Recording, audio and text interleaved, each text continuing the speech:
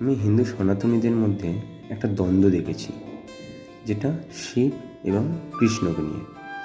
যারা কৃষ্ণপ্রেমী তারা সবসময় মানে যে কৃষ্ণ একমাত্র শ্রেষ্ঠ, আরাধ্য দেব একমাত্র কৃষ্ণ, কিন্তু আর কেউ নয়। কিন্তু মহাদেব কাকে বলা হতো?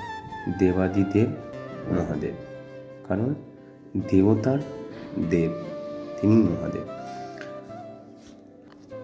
গ্রন্থে একটা সুন্দর কথা আছে, শিবায় বিষ্ণু রূপায় শিব রূপায় বিষ্ণবে শিব হৃদয়ম বিষ্ণব বিষ্ণু হৃদয়ম শিব। অর্থাৎ শিবের হৃদয়ে বিষ্ণু আছেন এবং বিষ্ণুর হৃদয়েও শিব আছেন। কৃষ্ণ ভক্তি হতে পারে, তা তুমি কৃষ্ণ ভক্তি হও, কিন্তু শিব যে কৃষ্ণ ছাড়া আর কেউ নেই, এটা এই কথাটা বলো না। কারণ এখানে কিন্তু বলছে কৃষ্ণের হৃদয়ে শিব আছে এবং শিবের হৃদয়ে কৃষ্ণ আছে। যদি তুমি কৃষ্ণকে মানো তাহলে কৃষ্ণের পথ অনুসরণ করো, বিবাদ করো না। কৃষ্ণকে জানতে গেলে, কৃষ্ণ পথ অনুসরণ করতে গেলে তাহলে তুমি বাইরের জীবনকে শিখতে পারবে।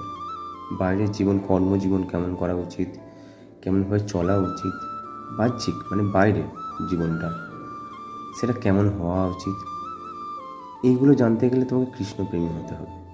আর যদি তুমি শিব ভক্তি হও তাহলে ভগবান শিব যেটা শিখিয়েছেন, আধ্যাত্মিক জীবন, নিজের অন্তরে আমাদের জীবনের ভিতরটাকে কীভাবে রাখবো, যেমন ধর ধ্যান, সমাধি, এইগুলো শিখতে গেলে তাহলে আমাকে শিবকে জানতে হবে। তাহলে আমরা এটাই করি না কেন?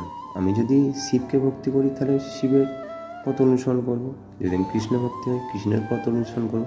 যদি আমি দুটোই ভক্তি করি তাহলে তো আরও খুব ভালো, আমার জীবনের ভিতর জীবন এবং বাইরের জীবনটাকে শিখতে পারবো। কিন্তু বিবাদ করো না প্লিজ।